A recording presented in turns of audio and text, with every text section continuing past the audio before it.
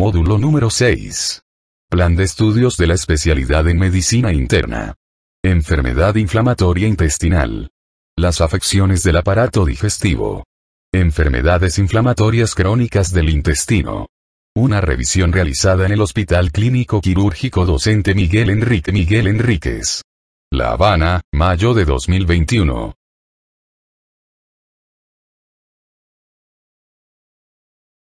Contenido. Concepto. Fisiopatología y etiopatogenia. Cuadro clínico. Diagnóstico diferencial. Diagnóstico entre la colitis de Crohn y la colitis ulcerativa. Exámenes generales, inmunológicos, imagenológicos, endoscópicos. Anatomía e histología. Complicaciones, evolución y pronóstico. Tratamiento médico y cirugía. Manejo psicológico del paciente y familiares. Criterios de ingreso, alta y seguimiento.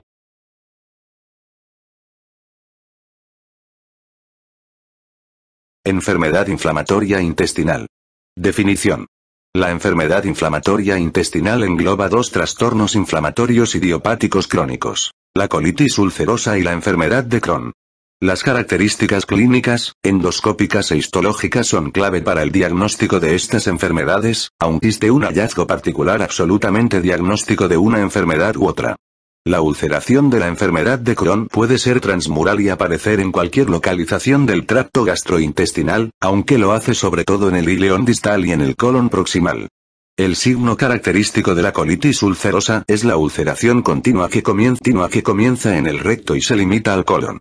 Aproximadamente el 10% de los pacientes con enfermedad inflamatoria intestinal presentan colitis indeterminada, término que se utiliza cuando no se puede diferenciar la colitis de Crohn de la colitis ulcerosa.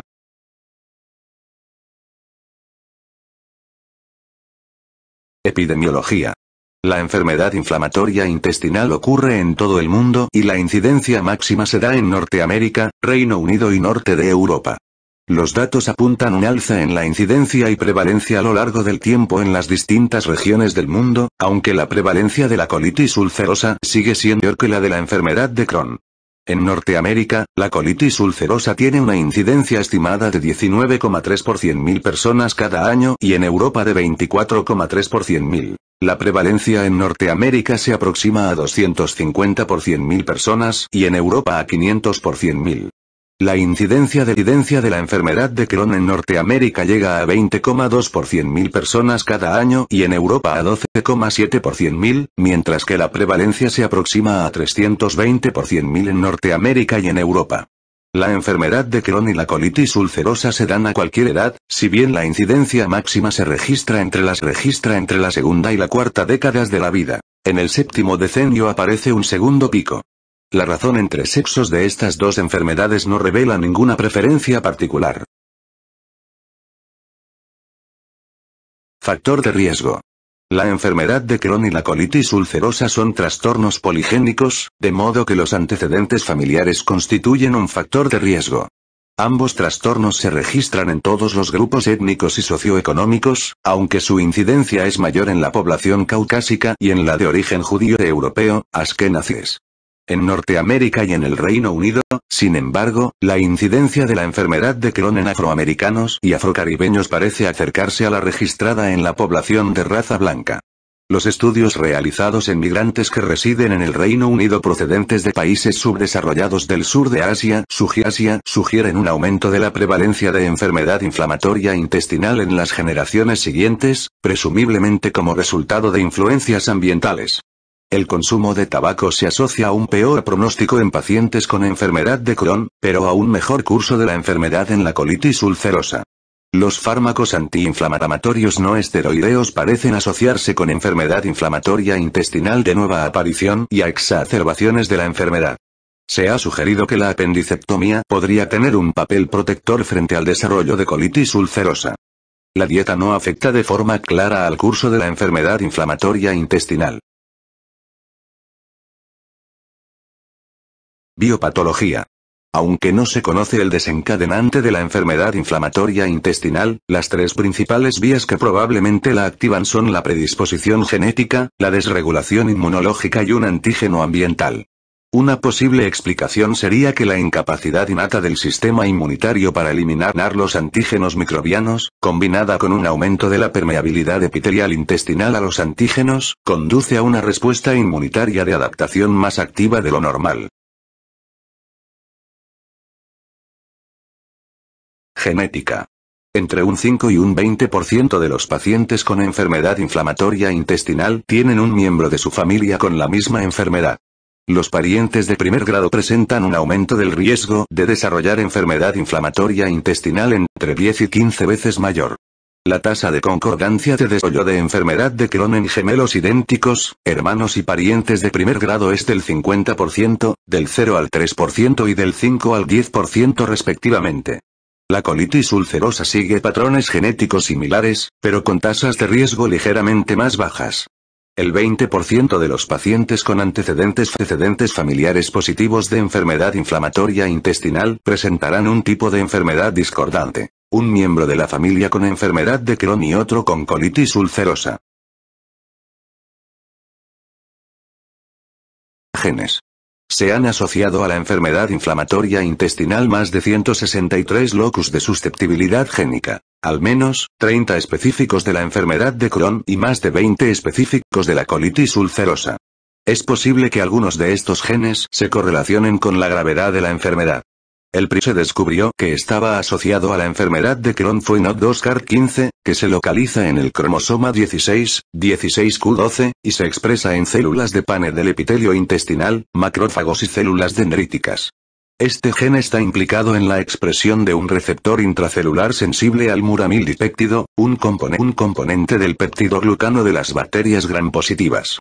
La activación de NOD2 conduce a la activación del factor nuclear Kb, que media en la transcripción de numerosas citocinas proinflamatorias. Una mutación en el dominio rico en leucina de la proteína NOD2, que interactúa con el lipopolisacárido bacteriano, conduce a un fallo en la activación de factor nuclear Kb y está asociado al desarrollo de enfermedad de Crohn. Polimorfismos genéticos. El gen AD16L1 del cromosoma 2 y el gen IRM del cromosoma 5 se han asociado también a una mayor susceptibilidad frente a la enfermedad de Crohn. Ambos son miembros de una familia de genes que intervienen en la autofagia, un proceso autónomo por el que se mantiene la homeostasis celular y el recambio de orgánulos, así como en el procesamiento de los patógenos intracelulares, la presentación subsiguiente de los antígenos y la regulación de la señalización celular. Los polimorfismos genéticos del receptor 4 de tipo TOL se asocian tanto a enfermedad de Crohn como a colitis ulcerosa. Los polimorfismos genéticos del receptor de la interleucina 23 están asociados a colitis ulcerosa y a un riesgo variable de enfermedad de Crohn. Los polimorfismos de clase 2 del antígeno leucocítico humano, especialmente en moléculas alelos del antígeno leucocítico humano DR, pueden suponer un riesgo aumentado de colitis ulcerosa, y posiblemente también de enfermedad de Crohn. El gen OCN1, que se localiza en el cromosoma 5q31, y el gen DLG5, localizado en el cromosoma 10, han sido asociados también con la enfermedad de Crohn. El DLG5, que codifica una proteína estructural importante para el mantenimiento de la integridad epitelial en distintos órganos, puede interactuar con el gen NOD2-CART15 e incrementar la susceptibilidad en relación con la enfermedad de Crohn. El gen OCN1 codifica para un canal iónico y también aumenta el riesgo de enfermedad de Crohn. Las mutaciones en este gen pueden interrumpir los canales iónicos a través de la alteración funcional de los transportadores catiónicos y la señalización célula-célula en el epitelio intestinal. Se asocia a diversas enfermedades. La enfermedad inflamatoria intestinal se ha asociado, asimismo, al síndrome de Turner, la glucogenosis de tipo 1b y el síndrome de Hermansky-Pudlak, tríada de albinismo, defectos de la agregación plaquetaria y acumulación de un pigmento ceroide en los tejidos. La enfermedad inflamatoria intestinal se asocia a diversas enfermedades con una predisposición genética conocida, como la espondilitis anquilosante, la psoriasis, la atopía, el eczema, el esprue celíaco, la fibrosis quística, la colangitis esclerosante primaria, la esclerosis múltiple, las enfermedades tiroideas autoinmunitarias, la anemia hemolítica autoinmunitaria, la cirrosis biliar primaria, la miastenia grave y el síndrome de Cogan. Fisiopatología. Es probable que distintos microorganismos intervengan también en el desarrollo de la enfermedad inflamatoria intestinal. En diversos modelos animales de colitis, esta no se desarrolla en un medio estéril, pero puede aparecer inducida después de la introducción de bacterias comensales. El desvío del tránsito fecal fuera de la inflamación mucosa activa, como en una ileostomía, ayuda a aliviar la inflamación en la enfermedad de Crohn. La enfermedad de Crohn y la colitis ulcerosa afectan preferentemente al ileón terminal y el colon, que contiene la concentración más alta de bacterias, cerca de 1012 microorganismos por gramo de contenido luminal. Los antíticos, especialmente los de cobertura anaeróbica de amplio espectro, son de gran ayuda en el tratamiento de la enfermedad de Crohn. Más recientemente, diversos polimorfismos genéticos asociados a sensibilidad del medio microbiano intestinal y desencadenamiento de una respuesta inmunitaria han sido relacionados con la enfermedad inflamatoria intestinal. Tanto la enfermedad de Crohn como la colitis ulcerosa son el resultado de una desregulación innata del sistema inmunitario, que activa las células T y desencadena una respuesta humoral. Las células Th17, que se encuentran activadas en la enfermedad de Crohn y en la colitis ulcerosa, son estimuladas por la interleucinas, 23, producida por células presentadoras de antígenos. Patología. Enfermedad de Crohn. Como resultado de una alteración en la regulación del sistema inmunitario, los pacientes con enfermedad de Crohn desarrollan úlceras afosas, que son úlceras mucosas superficiales. Al avanzar la enfermedad, la ulceración se torna más profunda, transmural y menos evidente. Puede dar lugar a un patrón serpiginoso y aparecer en cualquier punto desde el esófago hasta el ano, según una distribución no continua. La localización más frecuente de la ulceración es la región ileocecal. En algunos pacientes, la enfermedad crónica conduce a la formación de estructuras fibróticas y aproximadamente el 30% de los pacientes desarrollan fístulas. En la enfermedad de Crohn temprana, los hallazgos histopatológicos se caracterizan por un infiltrado inflamatorio agudo en la lámina propia, con criptitis y abscesos crípticos. Más adelante en el proceso de la enfermedad, la arquitectura de las criptas se altera, con aparición de infiltrado linfocítico y acortamiento y ramificación de las criptas. Los granulomas no caseificantes, que están presentes hasta en un 15% de las muestras de biopsia endoscópica y en un 70% de las muestras quirúrgicas, no son específicos de la enfermedad de Crohn, pero ayudan a confirmar el diagnóstico cuando existen otras características típicas. Las muestras quirúrgicas también pueden mostrar inflamación transmural de la pared intestinal y proliferación grasa sobre la superficie serosa. Colitis ulcerosa. En la colitis ulcerosa leve, la mucosa tiene un aspecto granular, hiperémico y edematoso. Al agravarse la enfermedad, la mucosa se ulcera y las úlceras pueden extenderse a la lámina propia. La colitis ulcerosa comienza en el recto y se extiende en sentido proximal según un patrón continuo, pero al colon.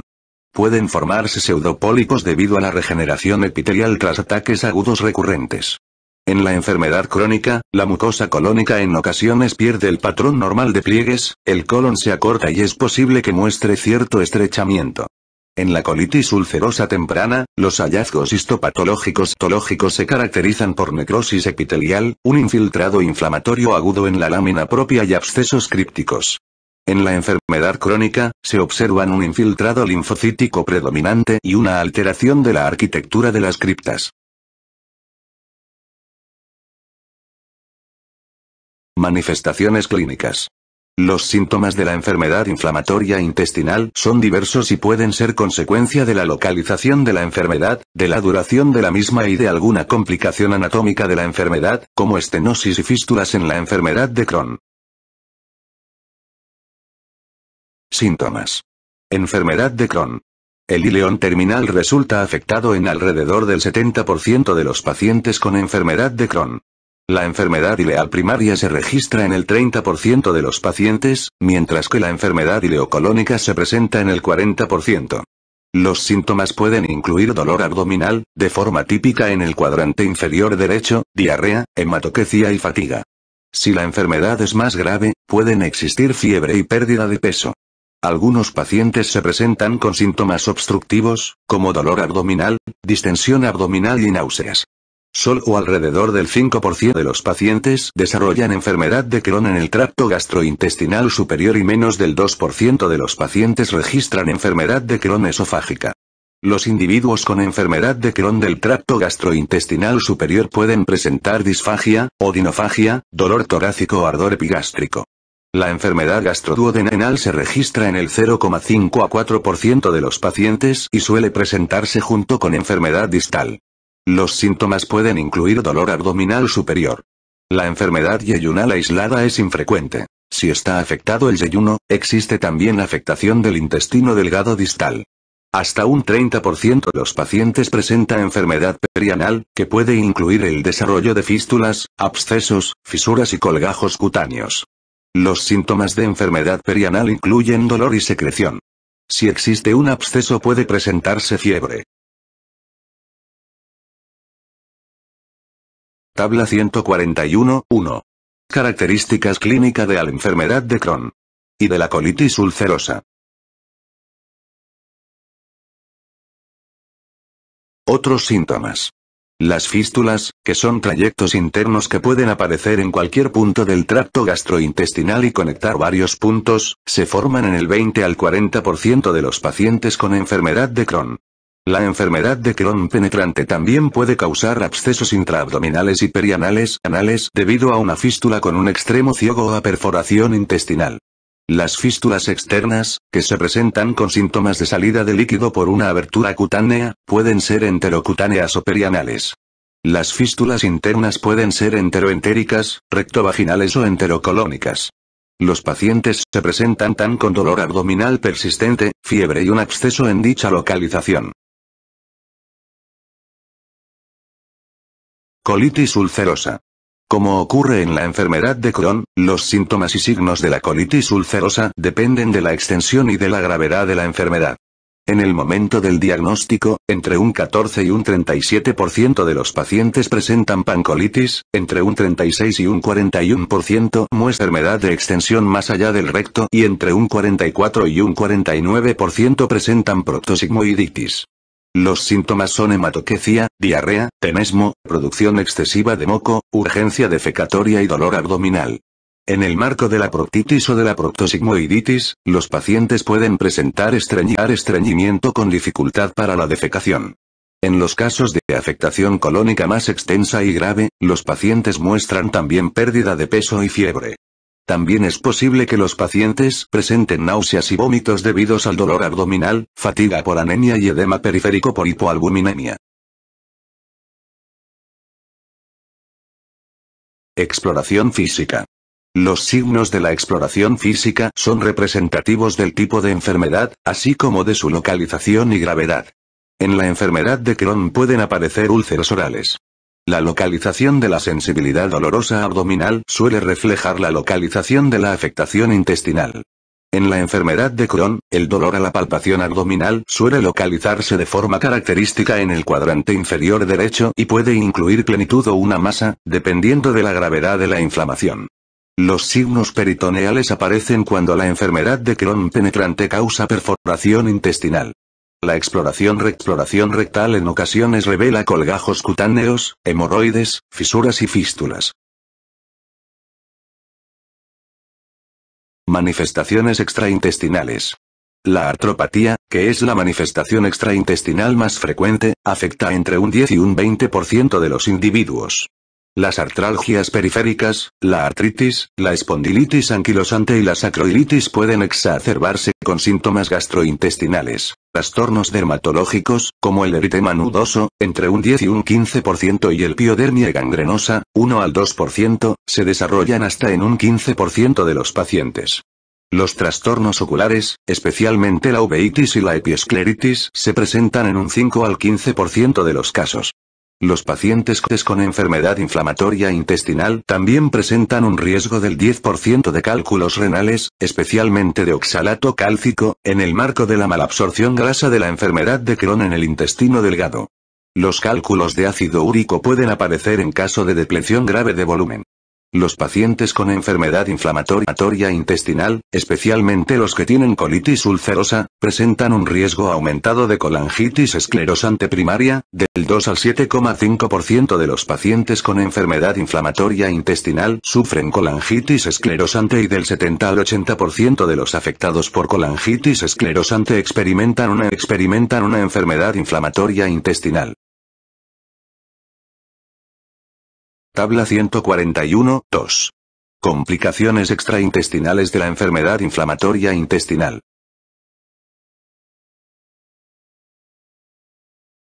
Complicaciones extraintestinales.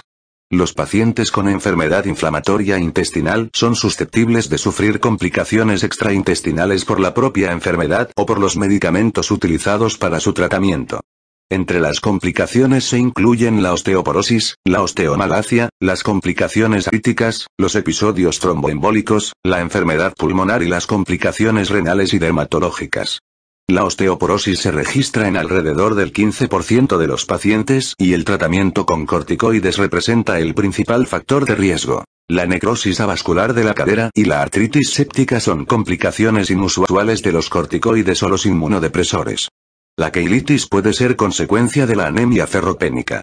Los pacientes con enfermedad inflamatoria intestinal presentan un riesgo incrementado de enfermedad tromboembólica, especialmente en el marco de la enfermedad intestinal activa, incluso en comparación con otras enfermedades autoinmunitarias como la artritis reumatoide y la enfermedad celíaca. La amiloidosis secundaria con afectación renal es una de las secuelas de la inflamación crónica. El asma es la enfermedad pulmonar más frecuente asociada a la enfermedad de Crohn. Los pacientes también tienen riesgo de esclerosis múltiple y de neuropatía periférica por deficiencia de vitamina B12, que puede registrarse como resultado de una absorción deficiente por enfermedad activa del intestino delgado o resección quirúrgica. Diagnóstico. Cuando la diarrea es el síntoma predominante, la evaluación inicial debe incluir antecedentes médicos completos, pruebas de colitis infecciosa y pruebas de cribado para trastornos endocrino-metabólicos como el hipertiroidismo y la hipocalcemia. Las infecciones por microorganismos como Shigella, Amoeba, Giardia, Escherichia coli o 157. H7, y Campylobacter pueden cursar acompañadas de diarrea sanguinolenta, dolores cólicos abdominales y un aspecto de la mucosa en la endoscopia idéntico al de la colitis ulcerosa. Son necesarios estudios de heces para diagnosticar o excluir estas infecciones. Si la hematoquecia y el dolor abdominal son los síntomas predominantes, el diagnóstico diferencial es amplio. Tabla 141, 3.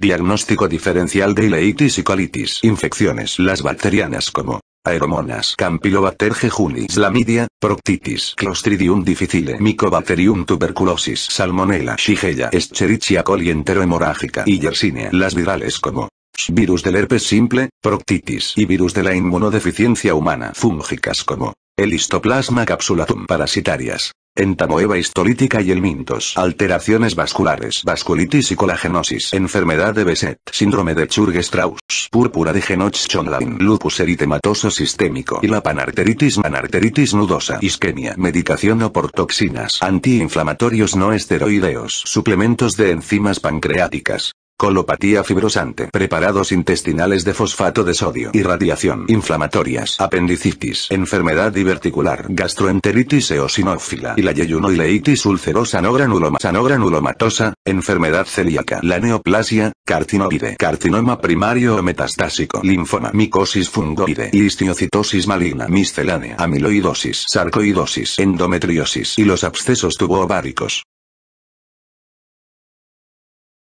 Evaluación diagnóstica.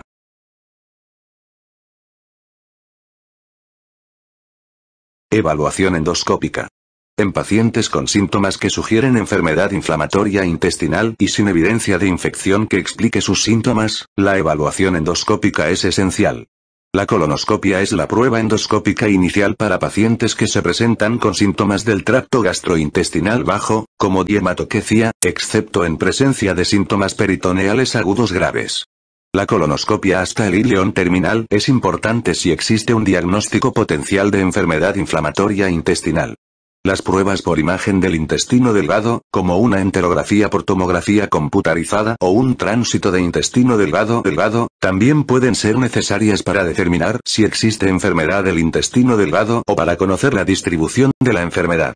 La endoscopia mediante cápsula resulta de utilidad si todas las demás pruebas radiológicas y endoscópicas no han sido diagnósticas, aunque persista la sospecha de enfermedad de Crohn del intestino delgado. Los hallazgos realizados mediante endoscopia con cápsula deben ir seguidos de una endoscopia para la obtención de biopsias.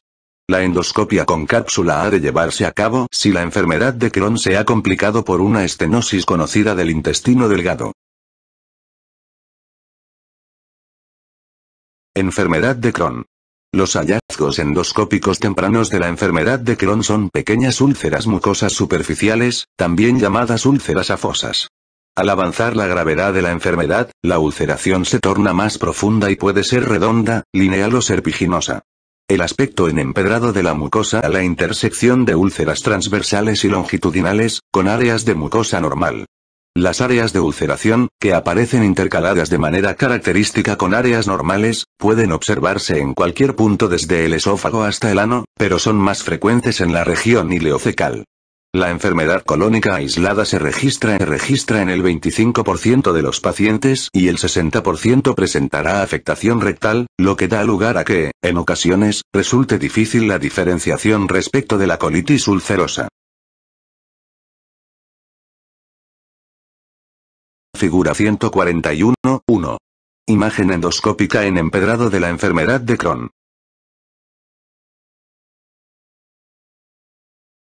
Figura 141.2. En la colitis ulcerosa, la histopatología de biopsia colónica muestra características de distorsión de criptas e infiltración linfocítica en la mucosa. Examen histopatológico. El diagnóstico de la enfermedad inflamatoria intestinal depende de un examen histopatológico preciso, de ahí la importancia de la biopsia de las zonas dañadas. Los hallazgos de infiltrado inflamatorio en la lámina propia y distorsión de la arquitectura críptica apoyan el diagnóstico. El diagnóstico de enfermedad de Crohn se realiza únicamente en función del examen histopatológico si se observan granulomas no caseificantes, aunque pocas veces se encuentran granulomas en las biopsias endoscópicas. El diagnóstico de enfermedad de Crohn suele basarse en una combinación de información recabada de los hallazgos histopatológicos, la colonoscopia y las técnicas de imagen del intestino delgado. Un patrón discontinuo de ulceración, úlceras en el intestino delgado o tracto gastrointestinal superior o presencia de fístulas apoyan el diagnóstico de enfermedad de Crohn. La ulceración de colon y de intestino delgado se registra en otros trastornos, como infecciones que pueden no detectarse en estudios sistemáticos de heces, como Escherichia coli enterohemorrágica, trastornos vasculares, enterocolitis inmunorrelacionada, neoplasias, diverticulitis, radiación y medicamentos como los antiinflamatorios no esteroideos. Colitis ulcerosa. El diagnóstico de colitis ulcerosa se basa en los hallazgos endoscópicos e histopatológicos. De forma temprana en el proceso patológico, los pacientes desarrollan eritema mucoso difuso, con pérdida del patrón vascular mucoso normal. En la enfermedad leve, la mucosa puede tener un aspecto granular y edematoso. Al agravarse la enfermedad, la mucosa se torna más friable, sangra fácilmente por contacto y puede ulcerarse. Los hallazgos endoscópicos, que comienzan en el recto y se extienden en sentido proximal según un patrón continuo, afectan solo al colon. El término ileitis retrógrada describe el efecto de salpicar de la colitis ulcerosa y no debe tomarse como un daño real del ileón terminal por la colitis ulcerosa. En ocasiones se forman pólipos debido a la regeneración epitelial después de ataques recurrentes en pacientes con enfermedad de larga duración. En la enfermedad crónica, la mucosa colónica puede perder su patrón normal de pliegues y el colon puede acortarse y mostrarse más estrecho. Para graduar la intensidad de la colitis ulcerosa y vigilar su respuesta al tratamiento, existe un nuevo y prometedor índice endoscópico que se basa en el patrón vascular observado, el sangrado y la ulceración. Aspectos como la distorsión de las criptas, la inflamación mucosa continua de inicio en el recto, la ausencia de granulomas y la ausencia de enfermedad del intestino delgado son compatibles con la colitis ulcerosa. Es posible que, de forma temprana en el proceso patológico, no se realicen los hallazgos inflamatorios crónicos, como la distorsión de las criptas, y en tal caso es más difícil confirmar el diagnóstico. Radiología. Las imágenes radiológicas son esenciales y deben obtenerse siempre que se sospeche enfermedad inflamatoria intestinal, especialmente la enfermedad de Crohn. Los estudios con bario, como las series del tracto gastrointestinal superior, el tránsito de intestino delgado y el enema de bario, suelen ser necesario diagnosticar fístulas y estenosis en la enfermedad de Crohn. Si como consecuencia del examen colonoscópico se sospecha enfermedad de Crohn, en general se realiza un tránsito de intestino delgado para valorar la extensión, la gravedad y el tipo de enfermedad, estenosis y fístulas, del intestino delgado. La enterografía por tomografía computarizada y la enterografía por resonancia magnética son alternativas al tránsito de intestino delgado. La enterografía por tomografía computarizada puede ser preferible para la detección de abscesos abdominales, mientras que la resonancia magnética suele ser la prueba de elección para la detección de estenosis y abscesos perineales. Hallazgos de laboratorio. La anemia puede ser consecuencia de enfermedad crónica, pérdida de sangre o deficiencias nutricionales de hierro, folato o vitamina B12. Un recuento leucocítico con una ligera elevación es indicativo de enfermedad activa, mientras que una elevación marcada sugiere un absceso o alguna otra complicación subjetiva. La velocidad de sedimentación globular y la proteína C reactiva son marcadores séricos inflamatorios inespecíficos que se utilizan normalmente para monitorizar la actividad de la enfermedad. La hipoalbuminemia es indicativa de malnutrición y es frecuente en la enfermedad activa. La enfermedad ileal o la resección de más de 100 centímetros de ileón distal dan lugar a una disminución de la concentración sérica de vitamina B12 debido a malabsorción. Figura 141.3. Imagen endoscópica de la colitis ulcerosa. Marcadores serológicos. Los marcadores serológicos resultan de ayuda, pero no pueden utilizarse de manera independiente para diagnosticar la enfermedad inflamatoria intestinal. Los anticuerpos anti-Saccharomyces cerevisiae, que son anticuerpos frente a una levadura, están presentes en el 40 al 70% de los pacientes con enfermedad de Crohn y en menos del 15% de los pacientes con colitis ulcerosa. La combinación de títulos elevados de IgG e inmunoglobulina a anticuerpos anti-Saccharomyces cerevisiae es altamente específica de enfermedad de Crohn, oscilando entre un 89 y un 100%. Existen anticuerpos anticitoplasma de neutrófilos perinucleares en el 20% de los pacientes con enfermedad de Crohn, sobre todo con enfermedad predominante de colon, y en el 55% de los pacientes con colitis ulcerosa. La enfermedad anticuerpos anticitoplasma de neutrófilos perinucleares negativa y anticuerpos anti-Saccharomyces cerevisiae positiva se asocia a una sensibilidad del 55% y a una especificidad del 93% para la enfermedad de Crohn. Los anticuerpos antimicrobianos anti-I2, proteína procedente de Pseudomonas fluorescens relacionada con la enfermedad de Crohn, anti-COVID1, antígeno similar a la flagelina, y anti-OMC, porina C de membrana externa de Escherichia coli, también se asocian a la enfermedad de Crohn.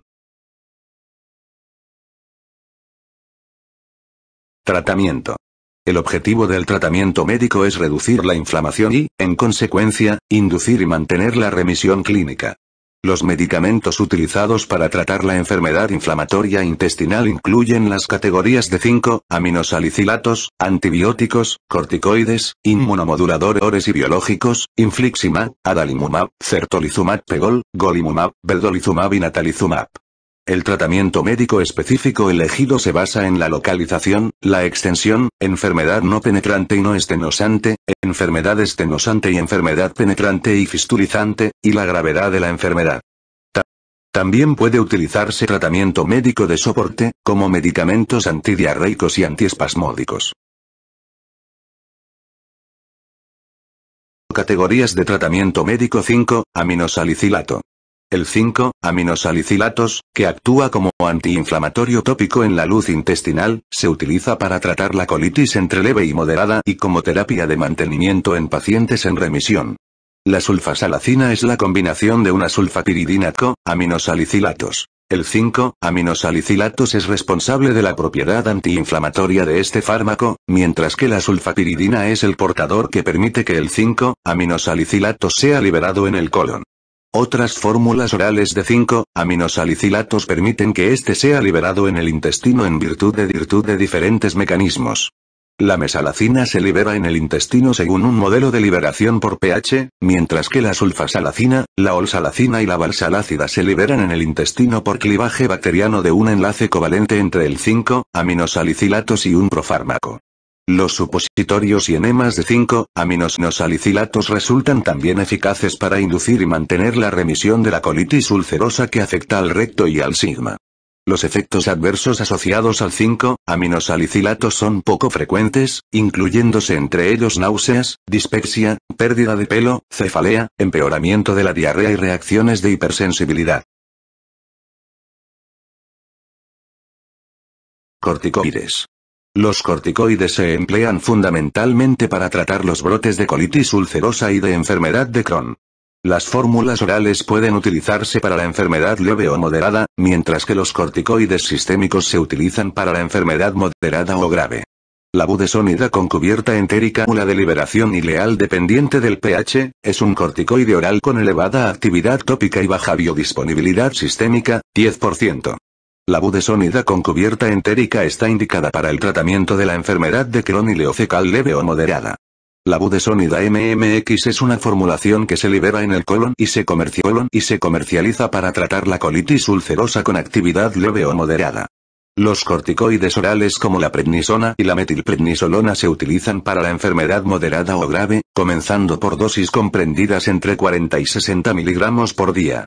La metilprednisolona intravenosa se utiliza para la enfermedad grave, con dosis comprendidas también entre 40 y 60 miligramos por día. No se recomienda el mantenimiento con corticoides sistémicos debido a sus importantes efectos secundarios. Tabla 141, 4. Tratamientos médicos para la enfermedad inflamatoria intestinal. Figura 141, 4. Algoritmo de tratamiento de la colitis ulcerosa. Inmunomoduladores. En pacientes que siguen presentando sintomatología a pesar del tratamiento con 5-aminosalicilatos o que presentan colitis ulcerosa o enfermedad de Crohn grave, pueden utilizarse análogos de la tiopurina, 6, mercaptopurina y azatioprina. Para la enfermedad de Crohn moderada o grave también puede utilizarse el metotrexato. La azatioprina, el profármaco de la 6, mercaptopurina, se prescribe de forma característica a la dosis de 2 a 3 miligramos por kilogramo por día. La dosis equivalente de 6, mercaptopurina es de 1,5 miligramos por kilogramo por día. Un inconveniente de los análogos de la tiopurina es la lenta respuesta clínica, que puede no ser manifiesta hasta pasadas 12 semanas. Sus efectos secundarios son reacciones alérgicas, pancreatitis, mielosupresión, náuseas, infecciones, hepatotoxicidad y neoplasias malignas, especialmente linfoma. El recuento leucocítico y la química hepática deben controlarse de manera regular. El metotrexato, que es un antagonista del ácido fólico, se administra en dosis de 25 miligramos por vía intramuscular o subcutánea una vez a la semana durante 16 semanas para la enfermedad de Crohn y de 15 a 25 miligramos intramuscular o subcutánea una vez a la semana para mantener la remisión. Antibióticos. No se conoce el mecanismo exacto del efecto beneficioso de los antibióticos de amplio espectro en el tratamiento de la enfermedad inflamatoria intestinal. Entre los posibles mecanismos responsables se incluyen la eliminación de sobrecrecimiento bacteriano, la erradicación de un desencadenante antigénico mediado por bacterias esenciales propiedades inmunodepresoras, por ejemplo metronidazol. El papel fundamental de los antibióticos se da en la enfermedad de Crohn, en la que el metronidazol, 10 a 20 miligramos por kilogramo por día durante 4 a 8 semanas, el ciprofloxacino, 500 miligramos por vía oral 2 veces al día durante 4 a 8 semanas, o ambos representan terapias de inducción fundamentales para las fisuras y las fístulas perianales. El metronidazol puede constituir también un útil tratamiento coadyuvante en la enfermedad de Crohn colónica y para prevenir las recidivas postoperatorias de la enfermedad de Crohn. Además, la nueva formulación de rifaximina con recubrimiento entérico puede ser útil frente a la enfermedad de Crohn leve o moderada. Fármacos biológicos. Fármacos antifactor de necrosis tumoral.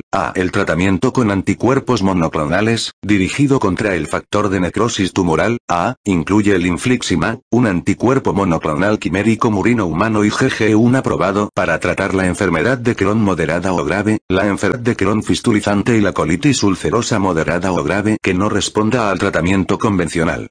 El adalimumab y el certolizumab pegol han recibido la autorización para tratar la enfermedad de Crohn moderada o grave sin respuesta al tratamiento convencional, y el adalimumab y el golimumab cuentan con la autorización para tratar la colitis ulcerosa moderada o grave refractaria al tratamiento convencional.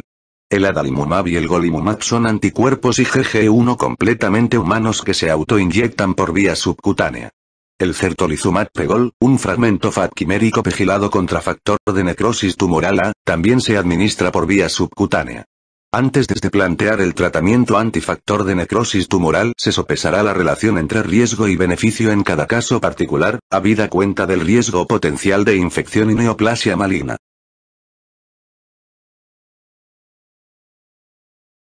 Moléculas antiadhesión. El natalizumab es un anticuerpo monoclonal inmunoglobulina G4 de origen humano que se une a la subunidad A4 de las integrinas A4B1 y A4B7 que se expresan sobre todos los leucocitos, excepto los neutrófilos. El natalizumab inhibe las interacciones entre las integrinas A4 superficie de los leucocitos y las moléculas de adhesión de las células endoteliales vasculares en el tracto gastrointestinal, impidiendo en consecuencia la adhesión y el reclutamiento de leucocitos. El natalizumab está aprobado para el tratamiento de la enfermedad de Crohn moderada o grave que es resistente a otros tratamientos, pero existen estrictas directrices para la prescripción de natalizumab debido a su riesgo asociado de leucoencefalopatía multifocal progresiva. Otra pequeña molécula de adhesión, el vedolizumab, ha recibido la aprobación para tratar a los pacientes con colitis ulcerosa moderada o grave y a los pacientes adultos con enfermedad de Crohn moderada o grave si no se obtiene una respuesta adecuada a uno o más tratamientos convencionales, corticoides, inmunomoduladores o bloqueadores de factor de necrosis tumoral. Esta molécula posee selectividad intestinal y no se asocia a ninguna alteración de la inmunovigilancia del sistema nervioso central, por lo que el riesgo de leucoencefalopatía multifocal progresiva parece muy bajo.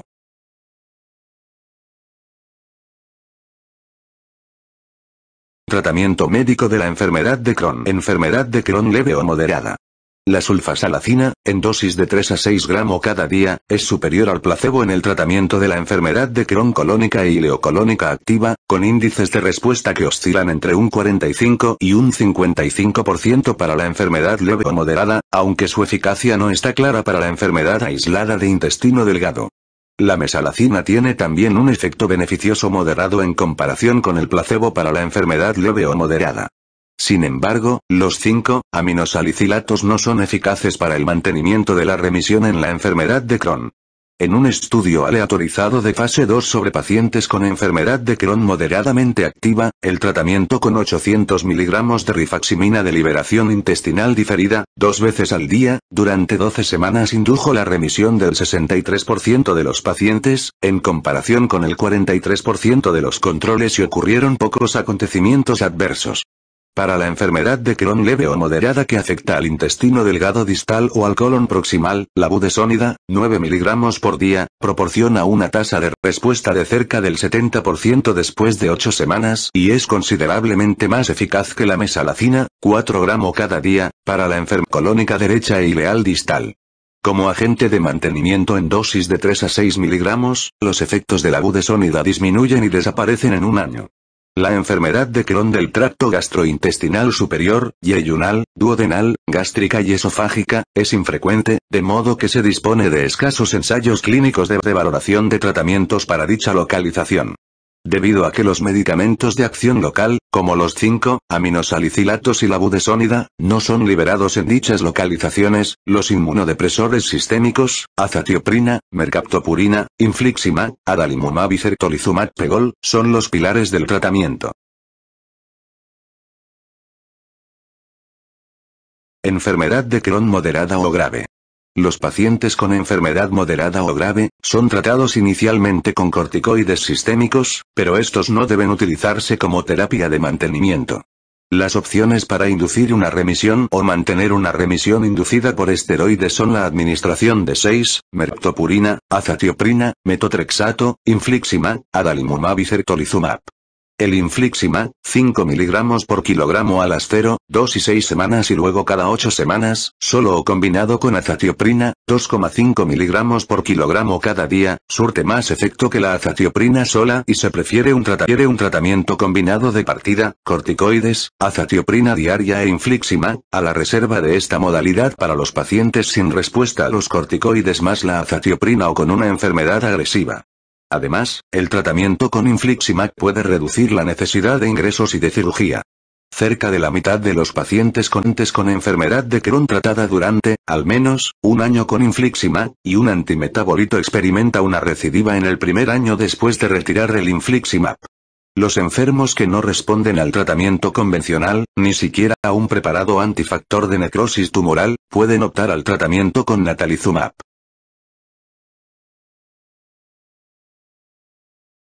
Figura 141.5. Algoritmo de tratamiento de la enfermedad de Crohn.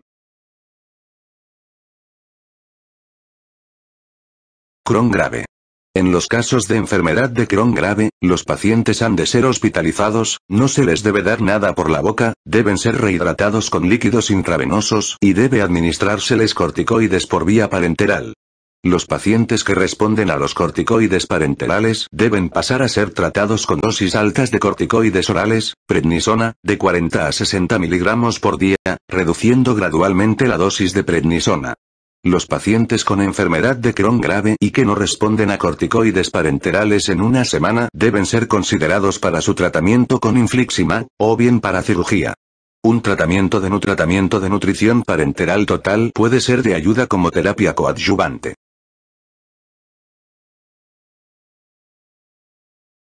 Enfermedad de Crohn fistulizante. Un tercio de los pacientes con enfermedad de Crohn presentan fístulas, y las perianales son las más frecuentes. Las fístulas internas asintomáticas rara vez requieren tratamiento. Antes de iniciar el tratamiento inmunodepresor debe excluirse un absceso concomitante, que puede retrarse en caso de fístula. Puede ser necesaria la cirugía. El tratamiento médico depende de la localización y de las complicaciones asociadas. Las fístulas enterocutáneas de alto gasto en el marco de la afectación del intestino delgado proximal pueden dar lugar a la salida de más de 500 ml/a día, y pueden ser causa de una grave depleción de volumen. El tratamiento inicial requiere reposición de volumen. En el postoperatorio, suele quedar una abertura fistulosa en el área de la herida y es obligado proteger la piel en fase de curación frente a una posible infección causada por el drenaje bien de la bolsa de ostomía, bien del catéter utilizado para una fístula de alto gasto. Las fístulas de alto gasto pocas veces se cierran de manera espontánea y suelen requerir cierre quirúrgico. Las fístulas de bajo gasto pueden tratarse inicialmente con azatioprina, o 6-mercaptopurina, metotrexato o agentes antifactor de necrosis tumoral alfa, infliximab, adalimumab o certolizumab. Las fístulas perianales se clasifican en fístulas simples y complejas. Una fístula simple se localiza por debajo de la línea dentada, es decir, de la mayor parte del esfínter anal, y tiene un solo trayecto. Una fístula compleja atraviesa la región interesfinteriana, localización alta, transesfinteriana o supraesfinteriana y puede tener múltiples trayectos. Las fístulas simples responden bien al tratamiento médico, inicialmente con metronidazol, 10 a 20 mg por kilogramo por día vía oral durante 4 a 8 semanas, y ciprofloxacino, 500 mg vía oral 2 veces al día durante 4 a 8 semanas, para la fístula y tratamiento de la enfermedad mucosa concurrente. El tratamiento con inmunomoduladores o agentes antifactor de necrosis tumoral alfa también resulta beneficioso. Los pacientes con fístulas, pero sin enfermedad de Crohn de mucosa rectal, suelen responder bien a una fistulotomía, mientras que los pacientes con afectación mucosa se benefician en mayor medida de empleo de sedal o cetón en lugar de la fistulotomía. Las fístulas complejas suelen requerir una combinación de tratamiento quirúrgico y médico. En caso de enfermedad intratable, la derivación colónica o ileal permite la curación rectal y perianal. En los casos graves, puede ser necesaria una proctocolectomía. En las fístulas rectofinales relacionadas con la enfermedad de Crohn, antes de la cirugía suele considerarse el tratamiento médico mediante antimetabolitos o fármacos antifactor de necrosis tumoral alfa. Pueden plantearse abordajes quirúrgicos como la fistulotomía y el colgajo mucoso. Las fístulas enterovesicales o colovesicales pueden tratarse con agentes antimetabolitos o antifactor de necrosis tumoral alfa, o con ambos, aunque la infección recurrente del tracto urinario es una indicación para la cirugía. La cirugía suele suponer la resección del segmento intestinal afectado y el cierre del defecto vesical. Las fístulas internas asintomáticas, como las fístulas enteroentéricas, no requieren intervención quirúrgica, pero puede considerarse el tratamiento con un inmunomodulador. Las fístulas internas, como las cologástricas y las coloduodenales, pueden causar síntomas importantes, debido a la derivación de parte del intestino. Si el tratamiento médico fracasa o se forma un absceso, se recomienda la cirugía. Tratamiento médico de la colitis ulcerosa. La distribución anatómica de la colitis ulcerosa orienta el tratamiento. Entre las opciones se incluyen supositorios, enemas de retención, espuma tópica, terapia oral y terapia parenteral. Los supositorios son eficaces para tratar la proctitis en los 20 centímetros distales del colon. La espuma tópica y los enemas son eficaces para la colitis distal y del lado izquierdo. La terapia oral y la terapia parenteral son eficaces para todas las localizaciones de la enfermedad. Proctitis. Para la proctitis ulcerosa activa, el 5-aminosalicilatos, enema y supositorio, en combinación con tratamiento oral ofrece mejores resultados que el tratamiento oral por sí solo. El 5-aminosalicilatos tópico es superior a los corticoides tópicos para el tratamiento de la proctitis ulcerosa. El tratamiento con 5-aminosalicilatos rectal produce una respuesta más rápida cuando se administra junto con 5-aminosalicilatos oral. Si el 5-aminosalicilatos falla, pueden utilizarse también espumas, supositorios o enemas de corticoides. Los enemas de retención con corticoides o 5-aminosalicilatos se utilizan para la enfermedad activa por encima de la flexura esplénica, es decir, el recto, el colon sigmoide y el colon descendente. Otro abordaje de la proctitis o de la colitis distal consiste en un aminosalicilato oral, aunque puede no producirse respuesta evidente hasta pasadas 3 o 4 semanas.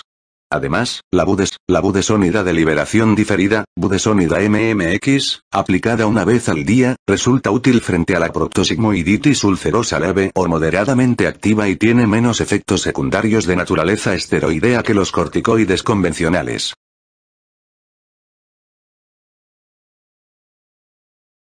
Colitis extensa.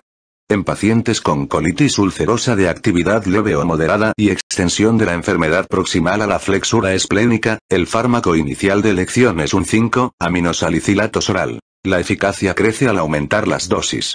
Incluso con una enfermedad más extensa, los suplementos de osalicilatos oral con enemas o supositorios de 5-aminosalicilatos pueden ayudar a reducir los síntomas de tenesmo resultantes de la afectación rectal, y la budesonida MMX proporciona un beneficio suplementario.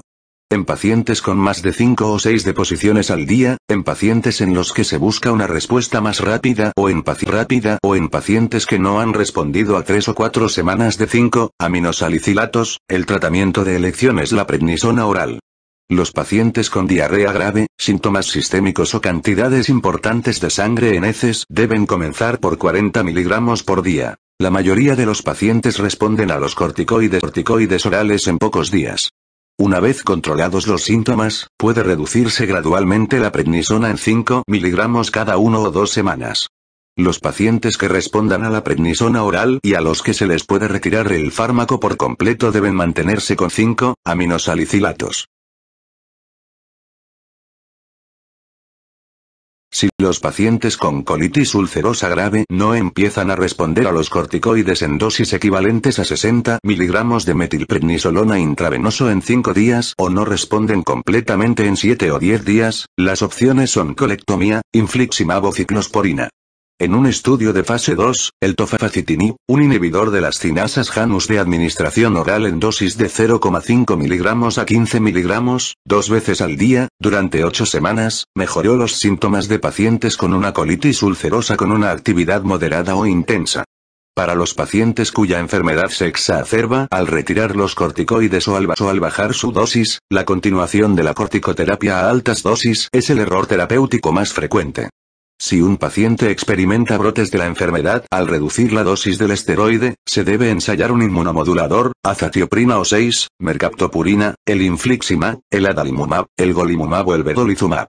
Si es precisa una dosis considerable, más de 15 mg por día de prednisona, durante más de 6 meses, se planteará un ensayo con un inmunomodulador, el infliximab, el adalimumab, el golimumab o el vedolizumab para mantener la remisión y se efectuarán tentativas para reducir la dosis del corticoide. La indicación más frecuente para la hospitalización en pacientes con colitis ulcerosa es la diarrea intratable, aunque la pérdida de sangre también es frecuente.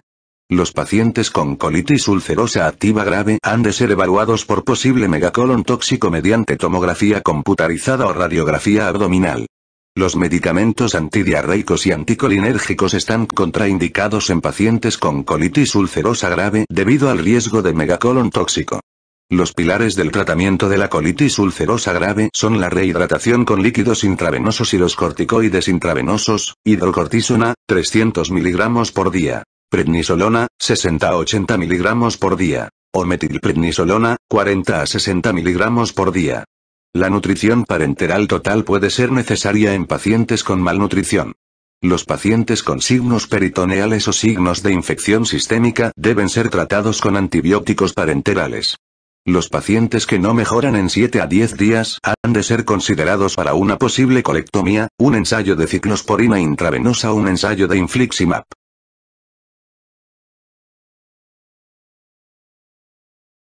Terapia de mantenimiento. Los aminosalicilatos reducen la enfermedad recurrente en pacientes con colitis ulcerosa y esencialmente todos los pacientes deben recibir terapia de mantenimiento con preparados 5-aminosalicilatos originales o más recientes. Los corticoides no son eficaces como terapia de mantenimiento y no deben utilizarse. La azatioprina, la 6, mercaptopurina, el infliximab, el adalimumab, 160 mg en la semana 0, 80 mg en la semana 2 y luego 40 mg cada 2 semanas, y el golimumab son eficaces para la terapia de mantenimiento en pacientes con colitis ulcerosa que no ha respondido a 5-aminosalicilatos. Tratamiento quirúrgico. Enfermedad de Crohn.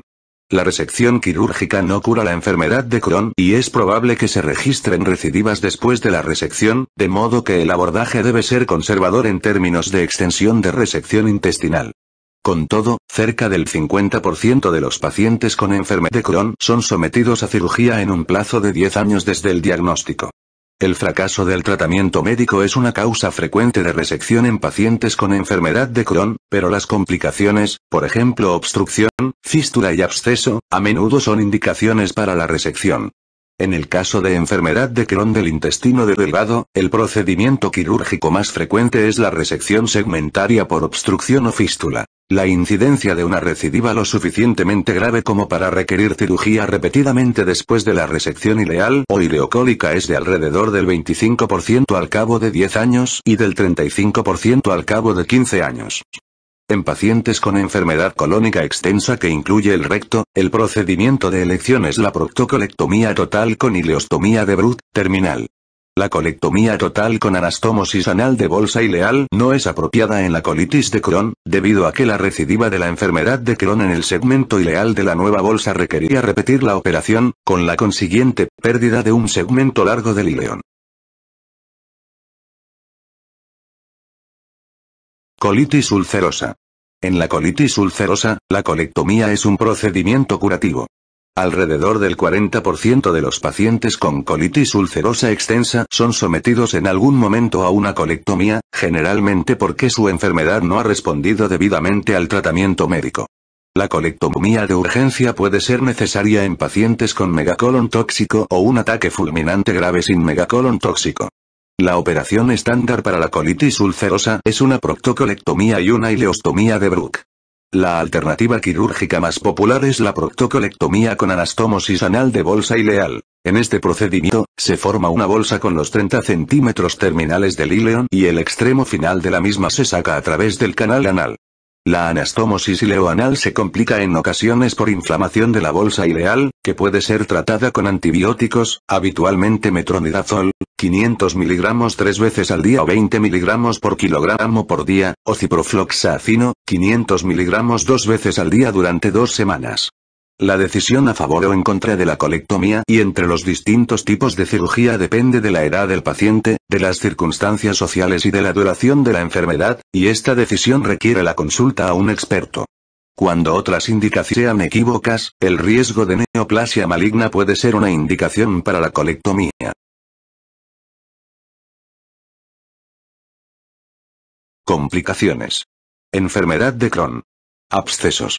Los abscesos, que son complicaciones frecuentes en la enfermedad de Crohn, son el resultado de la extensión de una úlcera o fisura mucosa a través de la pared intestinal y hasta el tejido extraintestinal. La salida del contenido intestinal a través de una fisura astoneal da lugar a un absceso. Se registran abscesos en el 15 al 20% de los pacientes con enfermedad de Crohn, especialmente en el íleon terminal.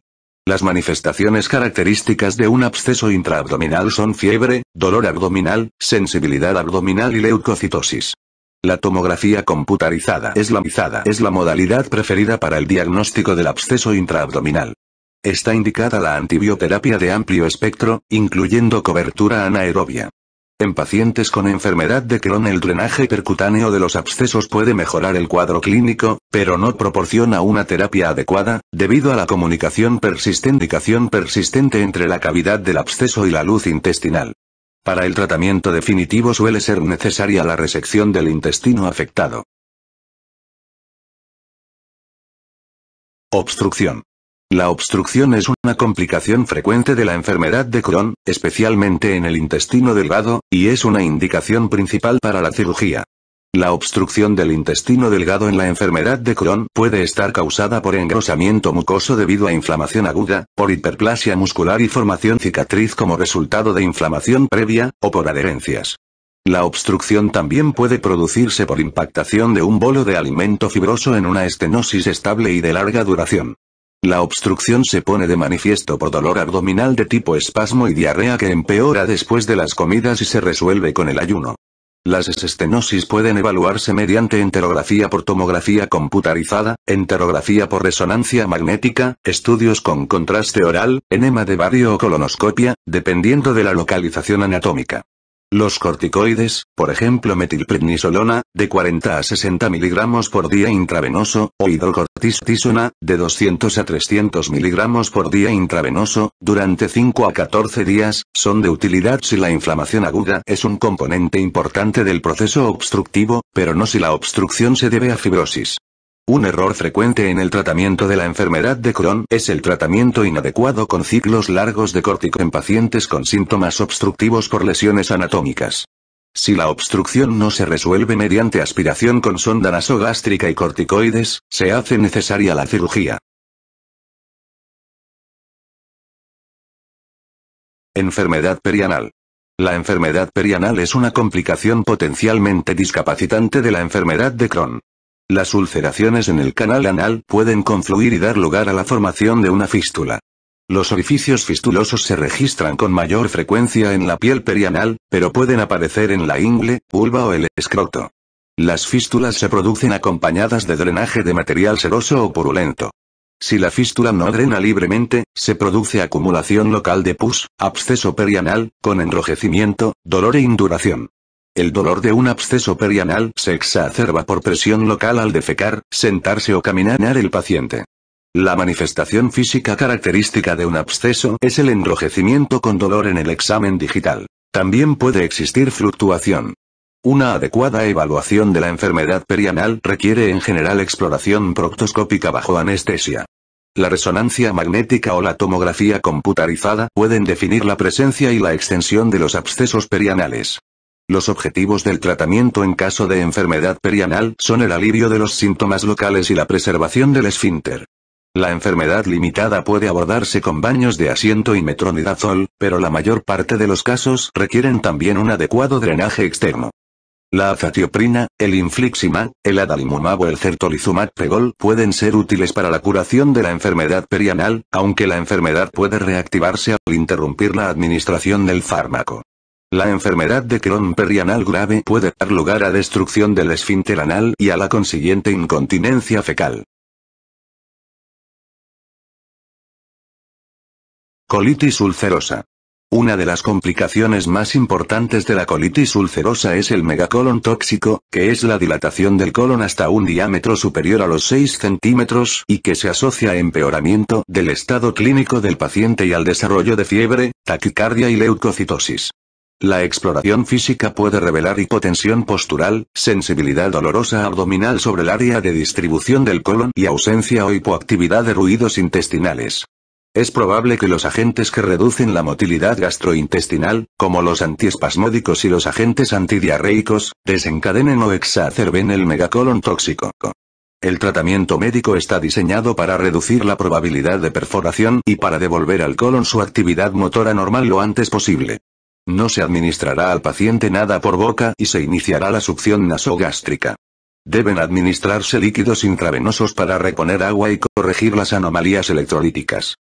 De que se produzca una peritonitis como resultado de una perforación, se administran antibióticos de amplio espectro, como por ejemplo, ampicilina sulbactam, en dosis de 1 g de ampicilina más 0,5 g de sulbactam, de 1,5 a 3 g cada 6 horas durante 5 a 14 días. 500 mg por día intravenoso de levofloxacino más 500 mg de metronidazol intravenoso oral 2 veces al día. 500 mg de cefazolina intravenoso 3 veces al día más 500 mg de metronidazol intravenoso o vía oral 2 veces al día. O trimetoprim sulfametoxazol, de 8 a 10 mg por kilogramo por día por vía intravenosa o oral en 2 o 4 dosis divididas, más 500 mg de metronidazol intravenoso o vía oral 2 veces al día durante aproximadamente 7 días o hasta la mejora de los síntomas. Los corticoides parenterales se administran en una dosis equivalente a más de 40 a 60 mg de prednisona al día. Entre los signos de mejoría se encuentran la disminución del perímetro abdominal y la reanudación de los ruidos intestinales. Indican deterioro el desarrollo de dolor a la palpación en el rebote, el aumento del perímetro abdominal y el colapso cardiovascular. Si el paciente no empieza a mostrar signos de mejoría clínica en las primeras 24 a 48 horas de médico, el riesgo de perforación aumenta de manera importante, y está indicada la intervención quirúrgica de colectomía. Seguimiento. Cáncer de colon, displasia y vigilancia colonoscópica. El riesgo de cáncer colorectal comienza a aumentar después de 8 años de enfermedad y sigue creciendo en los años siguientes. La incidencia de adenocarcinoma rectal es un 60% más alta entre las personas con enfermedad inflamatoria que en la población general y se ha mantenido estable a lo largo del tiempo. Los pacientes con colitis ulcerosa extensa presentan un marcado aumento del riesgo de cáncer de colon, los pacientes con enfermedad del lado izquierdo muestran un riesgo intermedio y los pacientes con colitis ulcerosa de larga duración corren riesgo de cáncer colorectal incluso si sus síntomas han sido relativamente leves o la enfermedad ha estado inactiva durante 10 a 15 años. Colonoscopia con biopsias. Los cánceres de colon suelen ser submucosos y pueden pasar desapercibidos en una colonoscopia. El cáncer de colon en pacientes con colitis ulcerosa se asocia sobre todo a cambios displásicos en la mucosa, a menudo en múltiples localizaciones dentro del colon. Si bien los datos más indican que casi todas las displasias son visibles, no todas se detectan mediante inspección visual, por lo que se precisa un examen microscópico de las biopsias. Las actuales directrices prácticas recomiendan la colonoscopia con biopsias aleatorias en pacientes con colitis ulcerosa de evolución larga, de inicio 8 años después de la presentación de la enfermedad y que se repite cada 1 o 2 años. Si la muestra presenta displasia, se recomienda la colectomía. El riesgo de cáncer de colon en pacientes con colitis de Crohn es similar al riesgo en pacientes con colitis ulcerosa de extensión similar. En pacientes con colitis de Crohn se recomienda también la colonoscopia de vigilancia. Embarazo. La fertilidad en mujeres con enfermedad inflamatoria intestinal suele mantenerse normal o hallarse solo mínimamente reducida y la incidencia de partos prematuros, nacidos muertos y defectos del desarrollo en la descendencia de mujeres con enfermedad inflamatoria intestinal, salvo complicaciones fetales, arroja una probabilidad algo mayor cuando la enfermedad de la mujer está clínicamente activa, a pesar del tratamiento médico. Una proctocolectomía previa o la presencia de una ileostomía no es un impedimento para que se complete con éxito el embarazo, pero las mujeres sometidas a cirugía de anastomosis anal de bolsa ileal con proctocolectomía total muestran una fertilidad marcadamente reducida. Si la enfermedad de una mujer es inactiva en el momento de la concepción, es probable que se mantenga inactiva durante el embarazo. La colitis ulcerosa que es activa en el momento de la concepción tiende a empeorar. En pacientes con enfermedad de Crohn activa en el momento de la concepción, el grado de actividad sigue siendo el mismo en 2/3 de las mujeres. En el tercio restante, algunas pacientes mejoran clínicamente y el resto sufren deterioro. Sulfasalacina. La sulfasalacina no daña al feto, pero las mujeres embarazadas tienen mayores requerimientos de ácido fólico y la sulfasalacina interfiere en la absorción de folato por inhibición competitiva de la enzima yeyunal conjugasa de ácido fólico. Por consiguiente, las mujeres que están tomando sulfasalacina y que están embarazadas o están considerando un embarazo deben tomar suplementos de folato, 1 mg 2 veces al día, como garantía de que el feto recibe cantidades adecuadas para su normal desarrollo. El uso de corticoides por parte de las mujeres embarazadas con enfermedad inflamatoria intestinal se asocia a una tasa aumentada de rotura prematura de las membranas y a una tasa más alta de labio leporino. En general, parece ser que el riesgo para la gestación del tratamiento con sulfasalacina o corticoides es menor que el riesgo de permitir que la actividad de la enfermedad quede sin tratamiento.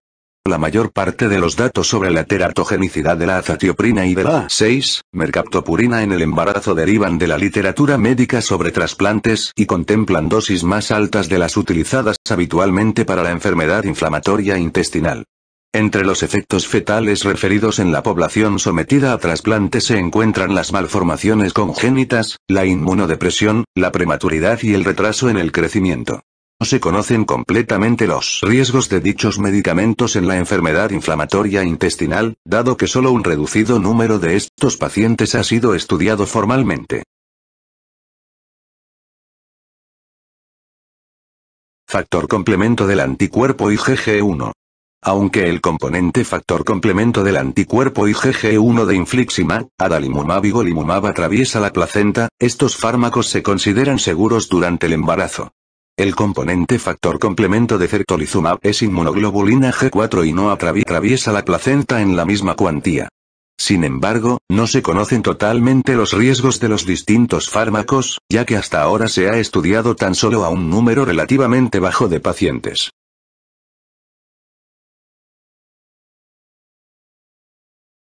Pronóstico. Colitis ulcerosa. Los brotes y las remisiones recurrentes caracterizan la colitis ulcerosa. Un ataque inicial rápidamente progresivo da lugar a graves complicaciones en alrededor del 10% de los pacientes.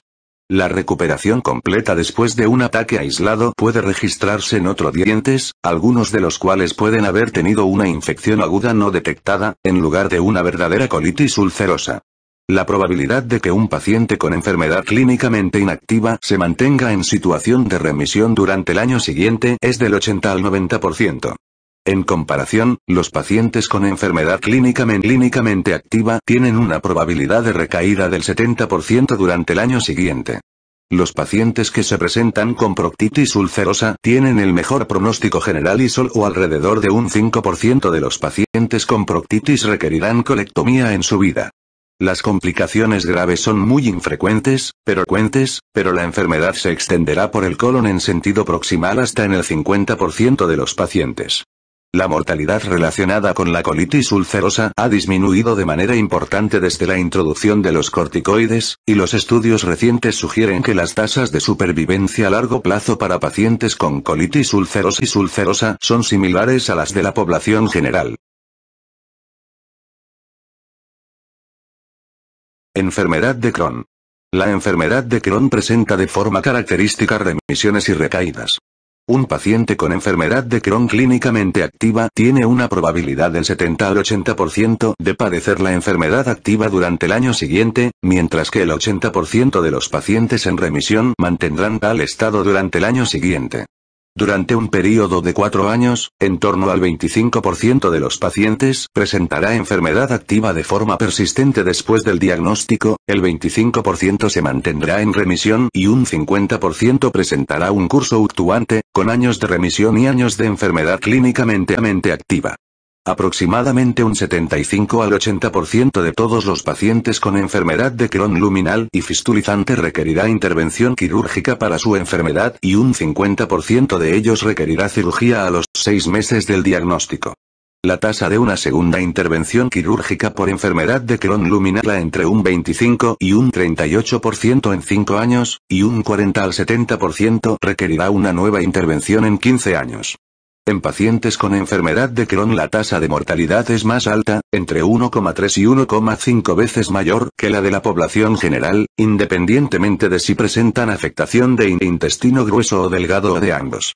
Esta mortalidad elevada, que es más notable en el primer año después del diagnóstico, suele estar relacionada con complicaciones de la enfermedad de Crohn, por ejemplo cáncer colorectal, shock, depleción de volumen, malnutrición proteico-calórica y anemia. Se desconoce si el uso agresivo de inmunomoduladores y la terapia biológica alteran el curso natural de la enfermedad.